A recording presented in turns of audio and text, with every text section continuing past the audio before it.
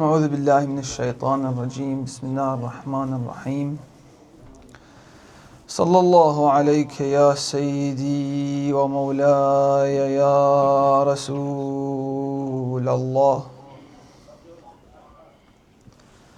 وعلى آل بيتك المعصومين المظلومين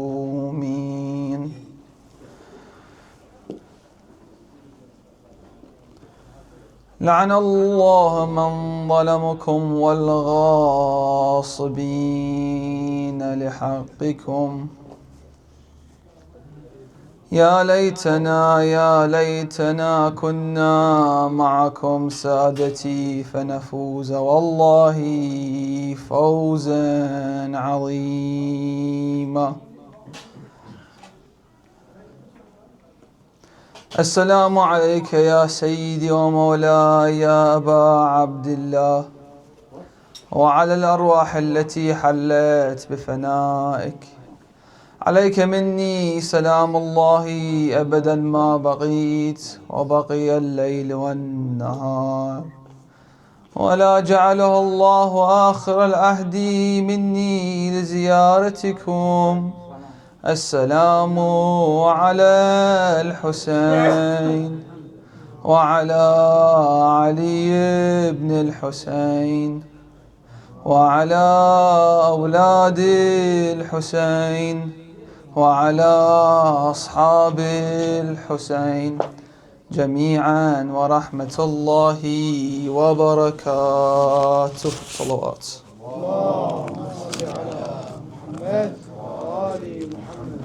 يقول الله تعالى في كتابه الكريم وهو أحسن القائلين وأصدق الصادقين: بسم الله الرحمن الرحيم وقل الحق من ربكم فمن شاء فليؤمن ومن شاء فليكفر. آمنا بالله. صدق الله العلي العظيم. For the opening of the hearts and to hasten the appearance of our Imam, Sallu ala Muhammad wa ali Muhammad.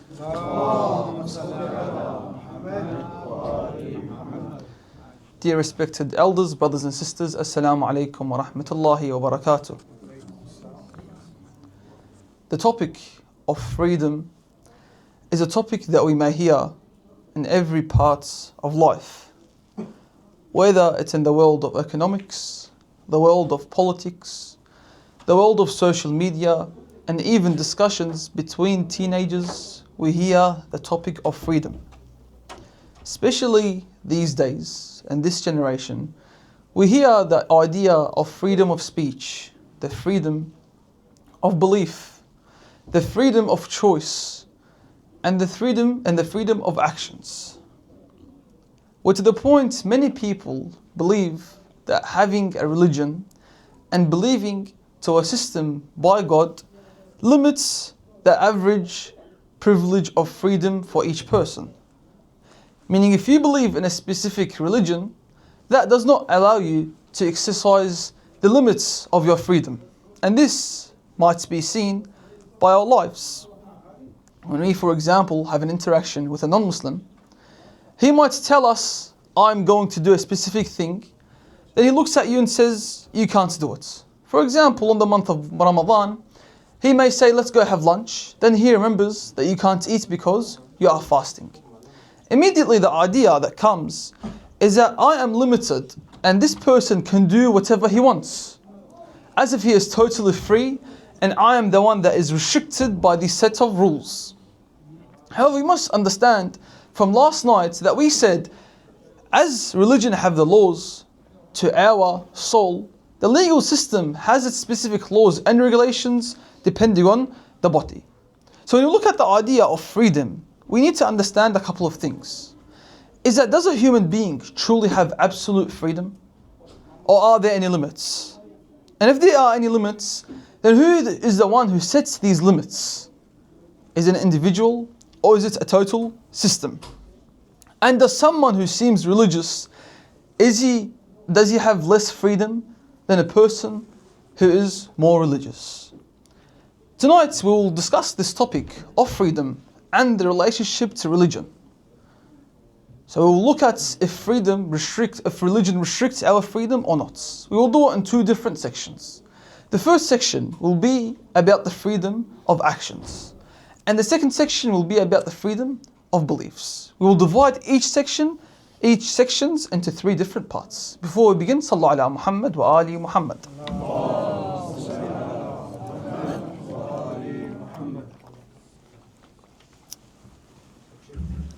The first point we need to discuss is what does it mean by freedom?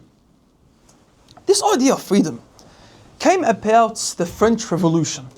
During the French Revolution, they attacked the church.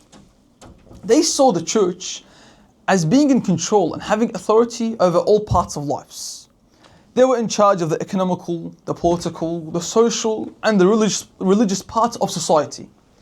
To the point where anyone who used to be born must go to the church, otherwise he is considered to be a curse. Anyone wants to get married must go to the church. Anyone wants to get divorced must go to the church.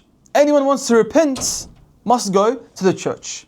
The French saw this as an authority over these parts of life, and they saw as a church being an authority that restricts freedom of humanity. Therefore, they attacked the church and they said that church cannot be the one involved. The church can't be the ones in charge of religion. And this is what the topic or the idea came about, which is liberalism. Now, to liberate, to become liberal, this is what it means. Liberalism means that a person focuses on individual freedom, that you are free to do what you like. Sallu ala Muhammad wa ali Muhammad.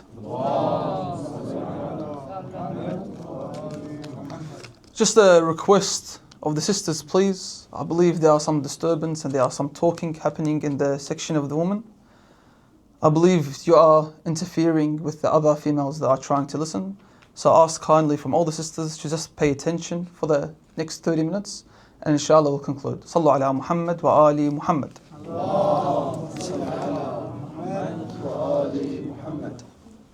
Therefore, bring us to our second point of discussion, which is the issues liberalism have with religion. So what are some of the issues that this ideology of liberalism have with religion? There are many issues, but tonight we'll just suffice with three, otherwise we'll take too long. The first issue they have is they say the Quran and Islam does not value this idea. That Islam never mentions this idea of freedom. That wherever you look in the Quran, you can't have this idea of freedom. As they build the foundation of their survival on this idea of freedom. However, to answer, is that what they did is they searched up the word, Control F on the computer, search of the word freedom. Obviously this will not appear in the Quran. Why? The Quran understands the idea of freedom, but it does not put the word. For example, the infallibility of the Prophet ﷺ is something that every Muslim believes in. Yes, depending on the limits and the extent of this infallibility is debatable, but this idea is mentioned in the Quran or no? When we look at the Quran, for example, it says, وَمَا يَنطَقَ عَنِ الْهَوَىٰ إِنْ هُوَ إِلَّا وَحْيٌ يُوحَىٰ. That he does not speak out of whim, out of desire. Rather, he speaks out of revelation. When we read this verse, we understand that this Prophet is infallible. Or for example, when it says, أَطِيعُ اللَّهُ وَأَطِيعُ الرَّسُولِ, obey Allah and obey the prophets. This prophet, no doubt, must be someone who is infallible. But the word ma'soom or isma is not mentioned in the Quran. But the idea of isma and the understanding of it is mentioned in the Quran. When we look at the idea of freedom, we find the word freedom, hurriya, is not mentioned in the Quran. But the idea is mentioned. How? La ikraha fi din. There is no compulsion in religion. That you don't force anyone to be part of this religion. What else? ولولا دفع الله الناس بعضهم ببعض لهدمت صوامع وبيع وصلوات. That if Allah subhanahu wa ta'ala forced people to become the same, then this would have destroyed synagogues, churches and other places of worships. Meaning that we would lose other places of worships for other religions. What does that indicate? That other people are allowed to have different religions. Last verse, وَقُلِ الْحَقُّ مِنْ رَبِّكُمْ فَمَنْ شَاءَ فَلْيُؤْمِنْ وَمَنْ شَاءَ فَلْيَكْفُرْ. That the truth is from your Lord. Whoever wants to believe can believe. Whoever wants to disbelieve, then they can disbelieve. Clearly, these couple of verses indicate that a human being is completely free to do what he likes. That religion does not force anyone to become Muslim. Religion does not force anyone to believe in Allah subhanahu wa ta'ala. Rather, we all have given the ideology and the power of free will.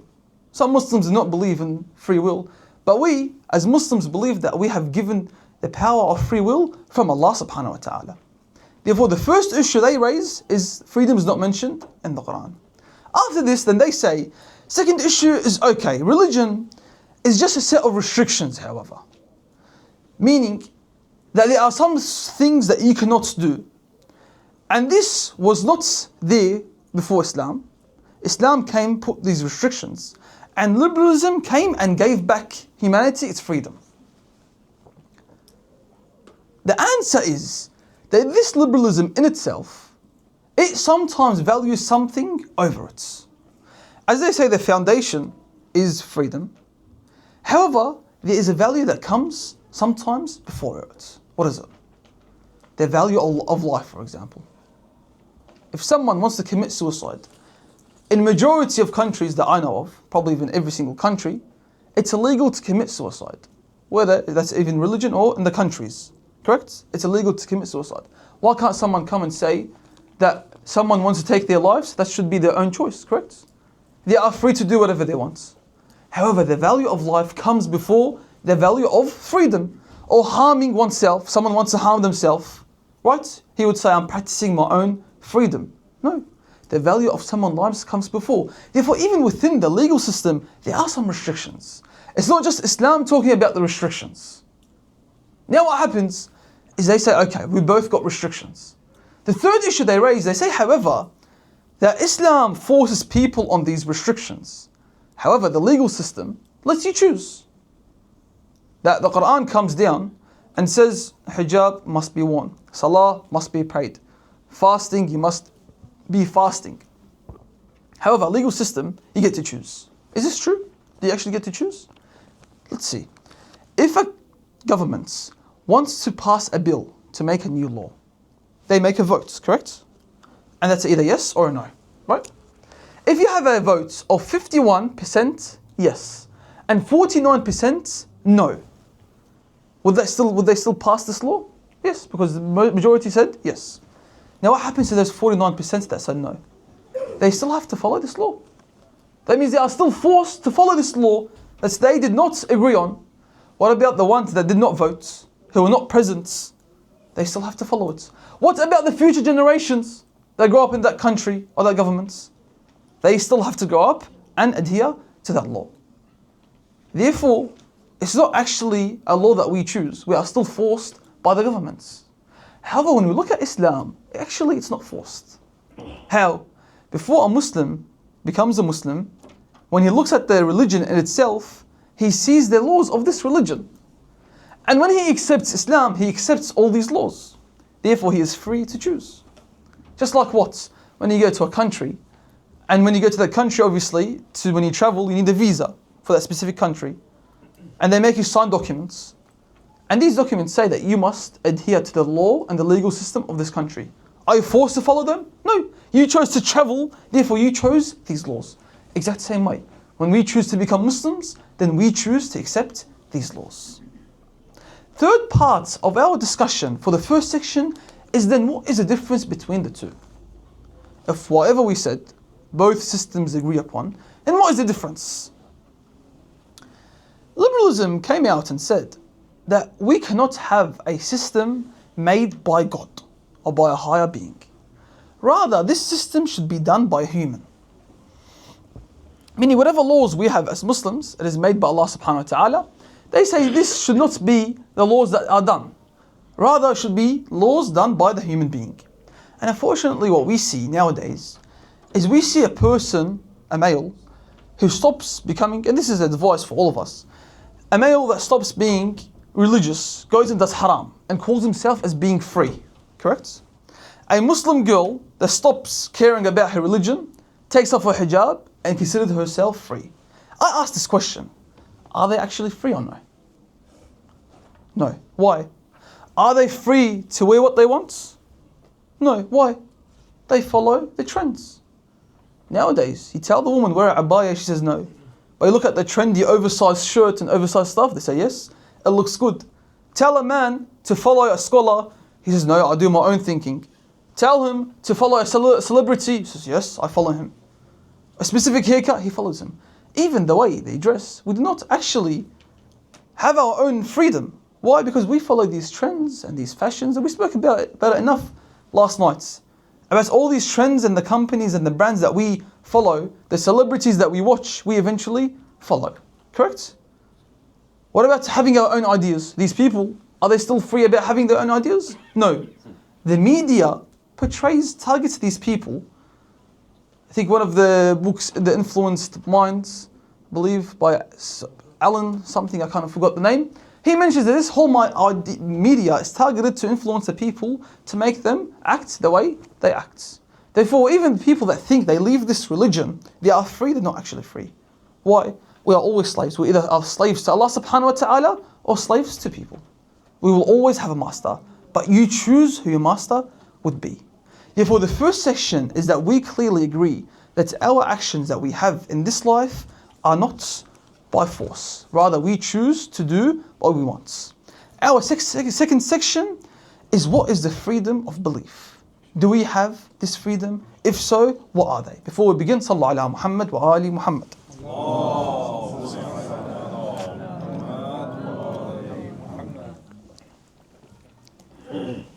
The first point of our second section of discussion is the liberalism say that you can have any type of belief.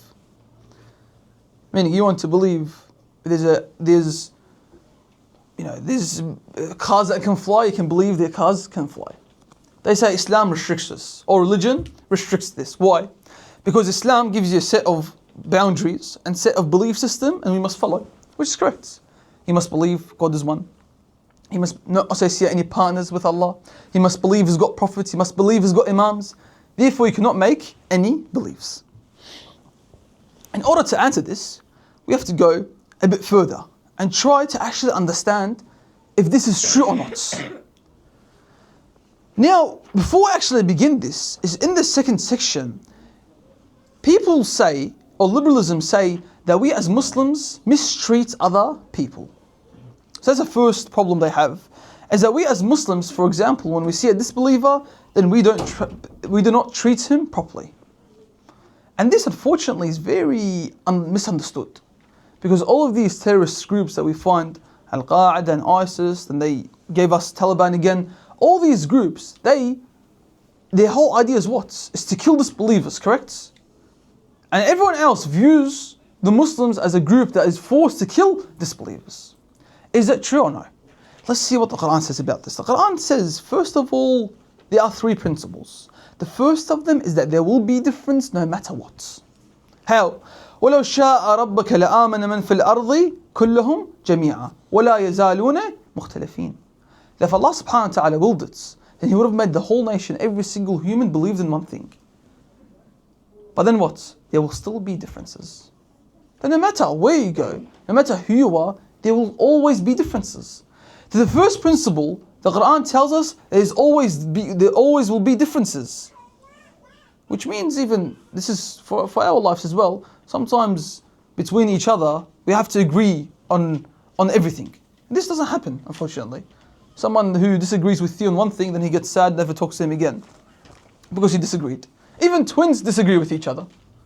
Everyone disagrees with you. No one agrees with the same idea they always have. Therefore, the first principle, the Quran says, differences are relevant to society. Second principle, what does it say? It says that when there are disbelievers and people from outside the religion, you do not kill them. You do not do any violence. You do not force them. Rather, there's a best way to deal with them. What is it? وَلَوْ شَاءَ رَبَّكَ لَآمَنَ مَنْ فِي الْأَرْضِ كُلُّهُمْ جَمِيعًا أَفَأَنْتَ تُكْرَهَ النَّاسَ حَتَّى يَكُونُوا مُؤْمِنِينَ. Allah subhanahu wa ta'ala talks to the prophets. He says, you cannot compel people to believe. You cannot force them to believe. Then how? How do we make people believe? فَذَكَّرْ إِنَّمَا أَنْتَ مَذَكَّرْ لَسْتَ عَلَيْهِمْ بِمُصَيْطِرٍ. They remind them. You are just a reminder to them. You are not rather someone who's in control. That means you do not control, you do not force them. What does the Prophet do? ادعو إلى سبيل ربك بالحكمة والموعظة الحسنة وجادلهم بالتي هي أحسن. By how? By wisdom, good instructions, and the best of manners. If there's a disbeliever, the best way to treat them is to talk with them by good manners, good instructions, and wisdom. That's the advice Allah subhanahu wa ta'ala has given to us to treat disbelievers. Not by violence, not by killing them, not by forcing them. Another one says, Ya Ahl al-Kitab ta'alu ila kalimatin sawa'an baynana wa baynakum. Come to a word that is common between us and you. So the reality is that when you have a disbeliever, someone is outside from this religion, that we come towards a common word or a common understanding. The third principle the Quran says, if they still don't believe, wisdom, good manners, good instructions, they still don't believe, then what do? Kill them? No. Live with them peacefully. How? لا ينهاكم الله عن الذين لم يقاتلوكم في الدين. The ones who have not fought you in religion, ولم يخرجوكم من دياركم, and the ones that did not kick you out of your homes, أن تبروهم وتقسطوا إليهم. وتقسطوا إليهم. The what? Treat them justly. Treat them kindly. The ones that did not fight you for your religion, and the ones that did not kick you out of your house, then you treat them with just. إن الله يحب المقسطين. Allah subhanahu wa ta'ala loves the ones who treat people with just. This who's it talking to? The mushrikeen themselves. They're the ones that did not fight you, then treat them with goodwill and justly. Therefore, the first three principles the Quran has given us, first it says that there will always be a difference. Second, how to treat other believers or other disbelievers. And thirdly, how do you live peacefully with them? Now we have established these principles. Someone might come and say, but Islam says different. What do you mean? He says, you guys say it's wajib to kill or to destroy idols, asnam, statues. And it's wajib to destroy the books of misguidance. And the biggest question that we always have, are you actually allowed to kill an apostate, someone who leaves the religion? Because they say that if anything comes to harm the religion, then we are wajib to destroy that. Therefore, they say a Muslim does not actually have the ability to believe as he wants.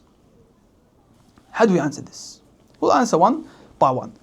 First one, with destroying idols, Islam does not restrict you from having ideas.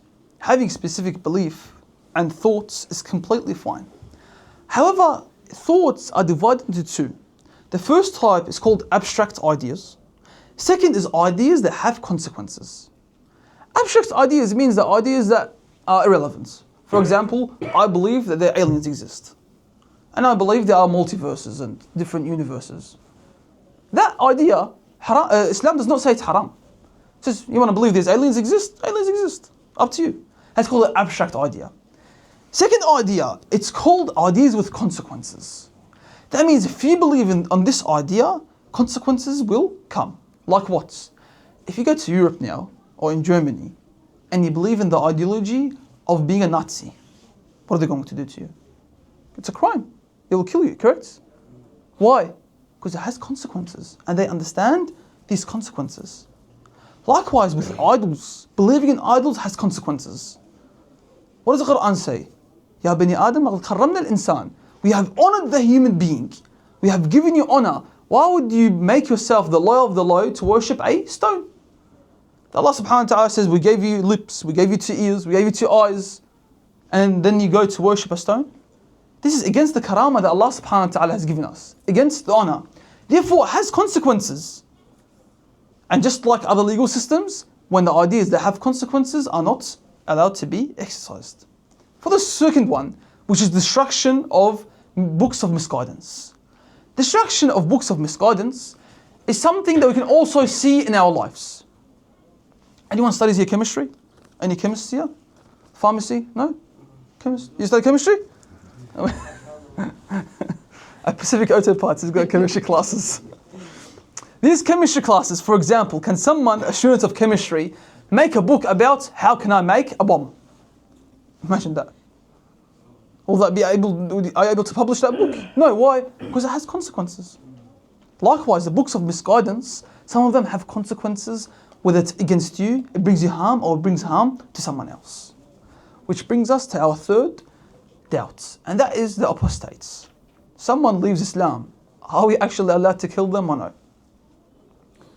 That question honestly needs a lecture by itself, but I'll give a summary of an answer. We need to understand this in historical context. That usually, majority of these things we need to understand in the historical context. In history, if you look at this, is that the countries now we are in, it's called, you are a citizen of a specific country. So you belong to that country. If you're a New Zealand citizen, then you belong to New Zealand. Before it used to be nation states. That's about ethnicity. That I remember one time Egypt and Syria and Iraq did this thing where they called them Arabic states, where you belong just because you're an Arab. Before the nation states was a thing, there was religious states. And this was seen during the time of the Prophet and the times of Ahlul Bayt alayhim salam. Where Imam Ali alayhi salam was a Khalifa from Sham all the way to Egypt, correct? He had all this alongside him. These people, everyone used to belong to this state as a religious state. Islam, when it punished someone leaving this state, not because he is leaving the religion, rather is because he is leaving the country or leaving the state he belongs to. So if he is in Islam and he leaves the Muslims and he joins the different states of Christianity, he's not getting punished because he joined Christianity. Rather, he is being punished because he left his own city, his own state that he belongs to, and he became part of a different state. So the idea is not because of the religion, but rather because of the states. Even now it's called what? High level of treason, if I'm not mistaken. If you try to go to different countries and you spy and you betray your country, what does that do? The punishment of this is either life sentence or execution. They are treason, high level of treason. You are betraying your own country. Therefore, to understand this is we must put this in historical context and understand how this was done to not prevent having different belief systems and different ideas, but rather because you are leaving your own state and betraying the states. Which takes us to our third and last point of tonight's discussion, which is a specific verse that we need to look at. Before we begin, Sallallahu ala Muhammad wa ali Muhammad.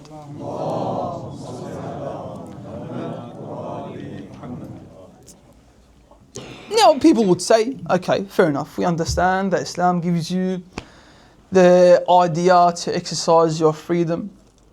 It gives you the privilege to treat other people justly and kindly. However, they say the verses that I recited before were revealed in Mecca. And there's a specific verse that was revealed in Medina. And that verse, when it was revealed in Medina, it's called an abrogated verse. In other words, it replaces the previous verses. And that verse is usually referred to the verse of Sayf, the verse of sword. This verse of sword in Surah At-Tawbah says, فَإِذَا أَنْسَلَخَ الْأَشْهُرَ الْحُرُمْ فَاقْتُلُوا الْمُشْرِكِينَ حَيْثَ وَجَدْتُمُوهُمْ وَخُذُوهُمْ وَاحْصَرُوهُمْ وَاقْعُدُوا لَهُمْ كُلَّ مَرْصَدٍ. That after the months, sacred months finish, then you get these polytheists, wherever you find them, capture them, ambush them, and kill them wherever you find them. Someone reads this without context, it's quite alarming. Before we spoke about being nice to disbelievers, treat them justly, and now all of a sudden we are told to kill them. In the Kitab Al-Nasikh wal-Mansukh, the author mentions that this verse in itself replaced 120 verses from the Quran. So the Quran, we have verses, and then we have verses that replace them. He says this verse by itself replaced 124. I'll give you an example of these changes. If we look at, for example, if we look at example of the same terrorist groups that I mentioned, Al-Qaeda, for example, they say Al-Qaeda, the name came up from the 90s. There was a base between the Arabs, which were the Salafis, and they attacked them, so they made two bases and they called them Qaeda. But in reality, the actual true meaning behind Al-Qaeda is because of this. فَقْعَدُوا لَهُمْ. That wait for them, sit down and wait for them. They've taken this whole meaning into that. Therefore, every jihadist group, every terrorist group, you see them acting and they use this verse, unfortunately. Why? Because they have misunderstood this verse. They have not read it correctly. To answer this is that because we say this verse is not actually abrogated. It did not replace other verses. How? I'll give you an example of a different verse and we go back. If you look at, for example, the verse of someone who commits fornication or adultery, what does the Quran say? وَاللَّاتِي يَأْتِينَ الْفَاحِشَةَ مِن نِسَائِكُمْ فاشهدوا عليهن أربعة منكم فإن شهدوا فامسكوهن في البيوت حتى يتوفاهن الموت أو يجعل الله لهن سبيلا.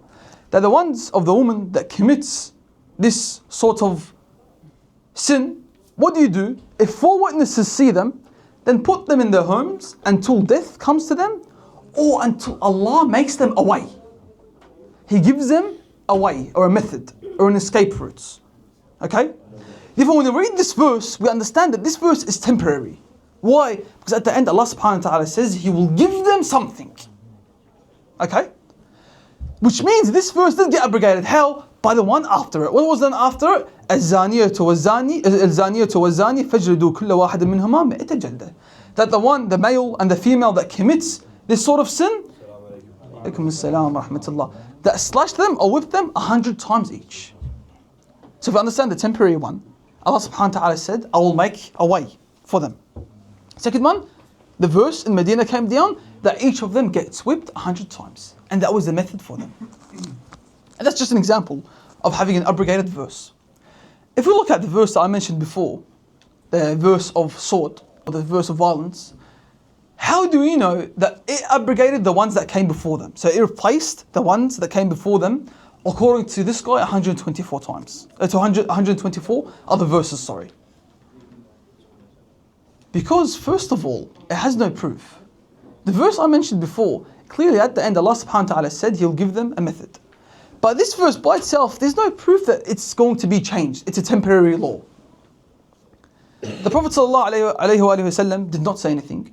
Ahl-Bayt ﷺ did not say anything about this. Therefore we have no proof that this verse came to abrogate the other verses. Who even said this? One of the tabi'een. One of the ones that follow the companions of the Prophet said this. This person is not an infallible. How true what he said? Who knows? Because of that 124 verses gone. Very dangerous. This is actual distortion of the Quran. People actually believe what this guy says, unfortunately. So how do we understand this verse correctly? We understand that this verse came correct in Medina. But it was talking to a specific group of the mushrikeen, not all of them. It was talking to the mushrikeen that used to go against the agreements and the covenants. How? And another verse says, كيف وَنْ يظهروا عليكم لا يرقبوا فيكم إلا ولا ذمة يرضونكم بأفواههم وتأبى قلوبهم وأكثرهم فاسقون.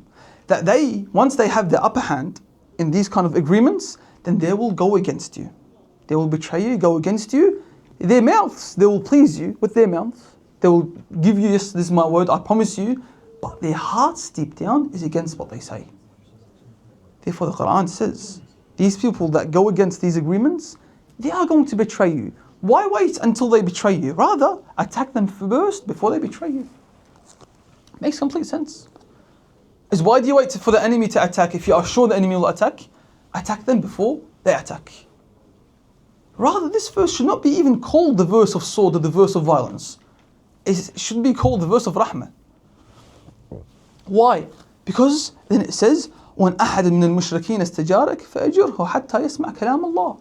That if one of them surrenders, then give them the mercy of Allah subhanahu wa ta'ala. That make them, teach them this mercy. That not just kill them and attack them, but rather if there's a chance for mercy, the chance for surrender, then give it to them. And this is the best way to see this, is by the teachings of Ahl-Bayt alayhim salam. The mercy they had was enormous. Imam Zayn al-Abidin, in the Waqa'ah, Marwan ibn al-Hakam, he went to him and he asked for his help. The Imam helped him. Or for example, when you look at Imam al-Hussein alayhi salam, when he had in charge of the water, he gave his enemies water. He lets the horses of his enemies feed. Therefore the mercy of Ahlul Bayt alayhim salam is something that we cannot ever imagine. Therefore the Quran would never ever go against the mercy. It would never go against the treating people justly and kindly. Rather, it tells everyone to live peacefully and with just. And the best person that was seen doing this is none other than Abu Fadl al-Abbas. Abu Fadl al-Abbas alayhi salam was a man of courage, a man of mercy. He was seen as a role model for all the younger generation that were on the 10th of Ashura. When they saw him as a true leader, the one they look up to, the one that he fights valiantly and never gives up. On this night, or on the 10th of Ashura, one of the poets depicts what the ladies in the tent see, and they say that once Abu Fadl Abbas went out to fight, then once we saw the flag go to the left, that means his right hand has been cut off. Once the flag was seen to the left side, that means to the right side, that means his left hand was cut off. And once they saw it in the middle, that means he had no hands left. And once they saw the flag shake, that means they have hit his eye. And once they saw the flag fall on the ground, then they realized that he was hit on the head. On the 10th of Ashura, Sukaina and the other kids went to Abu Fadl al-Abbas and they screamed out, Al-Atash, Al-Atash. They said, oh, we are thirsty, we are thirsty. Abu Fadl al-Abbas went to his brother, oh Imam, please give me permission to fight. Imam al-Hussein alayhi salam says, أنت كبش سريتي وحامل لوائي فإذا ذهبت تفرق جيشي. You are the champion of my company and the bearer of my banner. If I are lost, then my army has gone. Then he asked again the Imam to leave. After the Imam heard the children cry out for their thirst, the Imam said, then you can go. As Abu al-Fadl al-Abbas went towards the battle, he says, إني أنا العباس أغدو بالسقى ولا أهاب الموت عند الملتقى. That I am Abbas, the bearer of water. I am not scared of death. As Abu al-Fadl al-Abbas killed them valiantly, he dispersed the army and went towards that river. As he went to that river, he went down and to collect water, but then he remembered the thirst of his brother and his Imam. He was going to drink, but then he threw the water away. He said, how can I drink when my master is thirsty? يا نفس من بعد الحسين هوني وبعده لا كنت أن تكوني هذا الحسين شارب المنون وتشربين بارد المعين تالله ما هذا فعال ديني. O soul, after Hussein, stay low, and after him you should not wish to remain. Here is Hussein, think about the drink of death, while you drink cool and pleasant water. By Allah, this is not my religion, and this is the true loyalty of Abu Fadl al-Abbas alayhi salam. As he puts the water in his water bag, he puts it on his shoulder, and then he goes out. As he goes out, he sees the enemies surround him. He fights them one on one. He kills all of them until one of them, Al-Un, hides behind the palm tree. And he struck the right hand above al-Fadl. His right hand falls on the ground. And he says, والله إن قطعتم يميني إني أحامي أبدا عن ديني وعن إمام صادق اليقين نجل النبي الطاهر الأمين. Oh, by Allah, even if he cuts my right hand, I will forever defend my religion and the Imam who is certain in his truth, the son of the pure and trustworthy prophets. He keeps on fighting. He takes the sword in his left hand. Then one of them cuts his left hand. After he cuts his left hand, he says, oh Allah, please make them taste what hellfire is. But there's one thing that he did not want to lose possession of, and that was the flag. Because he knows that once the flag falls, then the ladies in the tents will know that he fell. He puts the flag in the middle and the water bag in the middle. As he was still fighting, Amr ibn Sa'ad called out, shower him with arrows. Shower him with arrows. One arrow hit his eye, one struck his heart, and the one that hurts him mostly is the one that struck the water bag. The water bag poured out all the water that he collected, and he remembered those young girls that asked him for water. His heart broke. He's not able to bring them water anymore. He stood up and tried to fight until one of them got a metal pole and struck the head of Abbas. Imagine when we fall from the horse, we've got our arms to support us when we fall on the ground. But Fadl Abbas fell without any arms. He fell from the horse without any arms. As he fell, he says, "Alayka minni as-salam akhayya." Oh brother, this is my salam to you. Imam al-Hussein alayhi salam ran towards him. He dispersed the army and went to him. The Imam put Abu Fadl Abbas on his lap. Abu Fadl Abbas moved his head. He put it back on his lap. He moved his head again. He said to Abbas, he said, "Can I ask you, why do you keep removing your head?" He said, "My brother, you are with me now, holding my head. But I ask you, who's there to hold your head when you go there?"